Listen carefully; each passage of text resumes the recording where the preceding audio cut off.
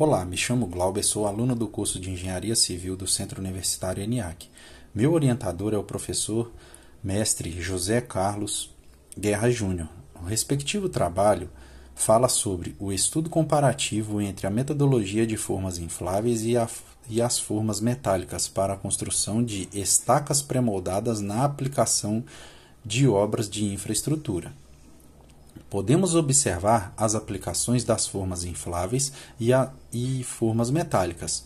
Obras como Rodoanel Mário Covas, que utilizou as formas infláveis na execução de estacas, e os portos como o de Suape, Pernambuco, e o Embraporte em Santos, que utilizaram o método convencional, que são de formas metálicas.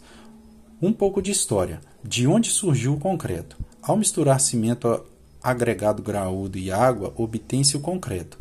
Outras misturas são adicionadas, que são pedra, areia, cimento e aditivo, para que o concreto ganhe certas propriedades. A história do concreto é evidenciada pela primeira vez em Roma, cerca de 2000 anos atrás. O primeiro molde de concreto aponta o ano de 1756, quando John Smith fez o concreto misturando agregado graúdo ao cimento. Em 1793, ele construiu a Ayrstone Lighthouse, que é um farol, feito com o uso de cimento hidráulico. O sistema de formas é responsável por suportar o concreto armado até que perca toda a água e fique moldado, e ele custa cerca de 10% do custo total da estrutura do concreto armado.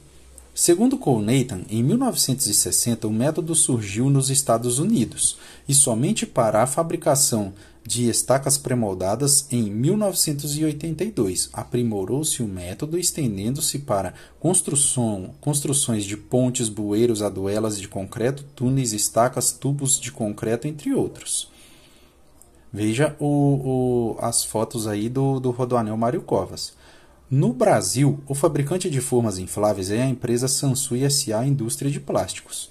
O primeiro projeto foi elaborado para atender à demanda da empresa Premodality, especializada em fabricar postes de luz. Depois fizeram os projetos de Alça Viária de Maratuba, no Pará, obra do Rodoanel Trecho Sul em São Bernardo do Campo, onde eu conheci o método e tive vivência com ele, a obra do Porto da Vila Conde, no Pará, e a obra do Cais P58, no Rio Grande do Sul. Sequência de execução de estacas. Utiliza-se o aço de 32 milímetros. Pode-se ver com a escala que é a minha própria mão. O berço de armação, onde se realiza os primeiros testes com a forma inflável, onde depois se encaminha para dentro do berço de concretagem. A estaca sendo transportada por pórtico, utiliza-se esse pórtico também para sacar a estaca pronta já das formas. As formas metálicas esperando a armação para ser colocada e adensado o concreto.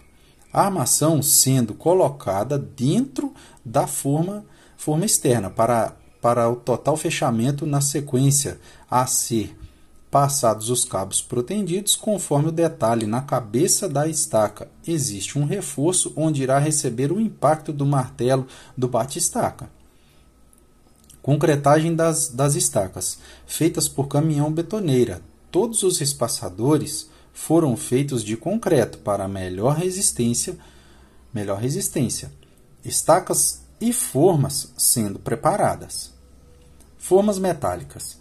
Sendo de remoção realizada por guincho devido ao peso próprio do material. Esse tipo de forma necessita de colaboradores com conhecimento de materiais metálicos, e se tiver um mau manuseio do material, torna-se inviável sua aplicação.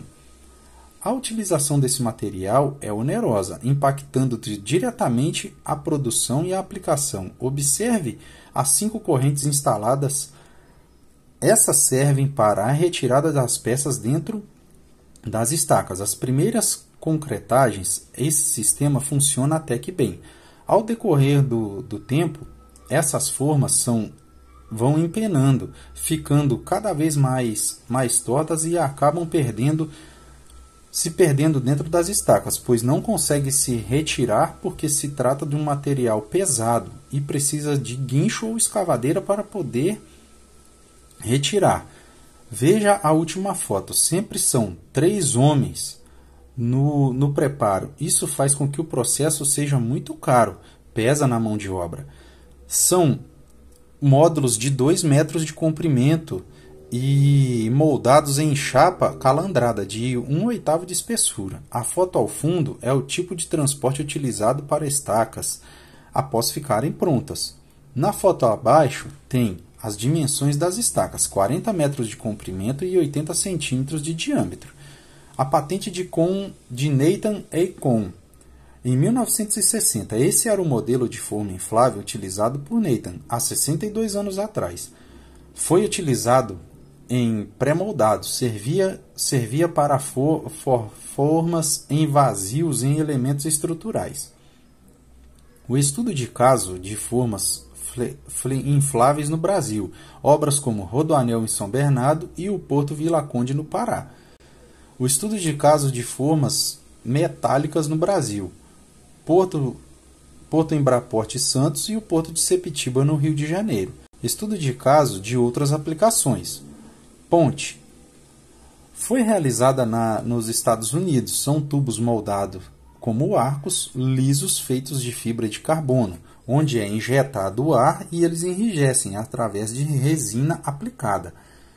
Casas monolíticas, tipo iglu. É construída com laje radier e é deixado um tubo de ar para que seja inflada, acoplada à forma inflável que é aplicada o tamanho apropriado da laje. Na laje é deixado um tubo que usa ventoinhas para inflar a forma. Os ventiladores funcionam durante a construção da cúpula. O concreto projetado é aplicado na superfície inferior da cúpula.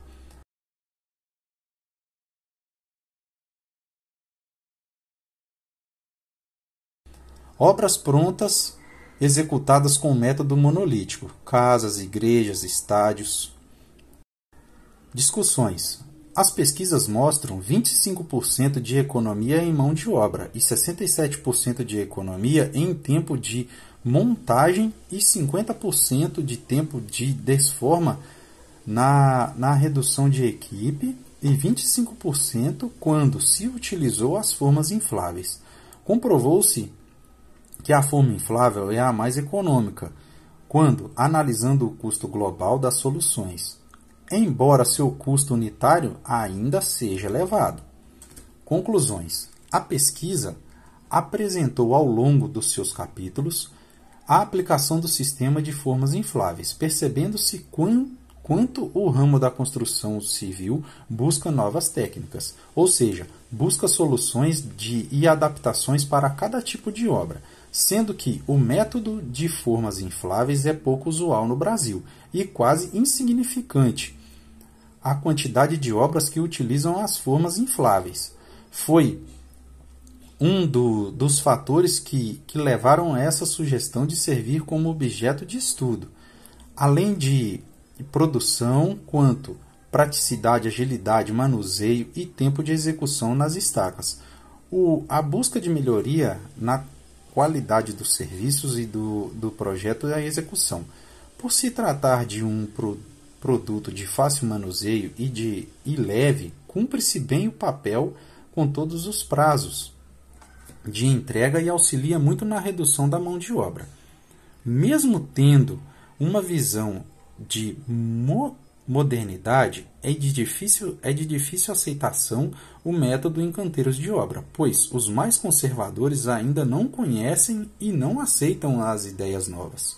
Conclui-se, por fim, que possa repassá-los aos profissionais da área, às construtoras, a fim de incentivar a utilização do método, que, por sinal, ele é muito, muito viável. Entende-se também que o autor, que sou eu, no final do trabalho, que é esta maravilha do Porto Embraporte, eu tentei fazer o acréscimo lá da forma inflável, mas porém não conseguimos. Não tive essa chance por conta do conservadorismo. Mas enfim, está aí a pesquisa. Muito obrigado pela paciência, pela atenção de todos. Muito obrigado por tudo.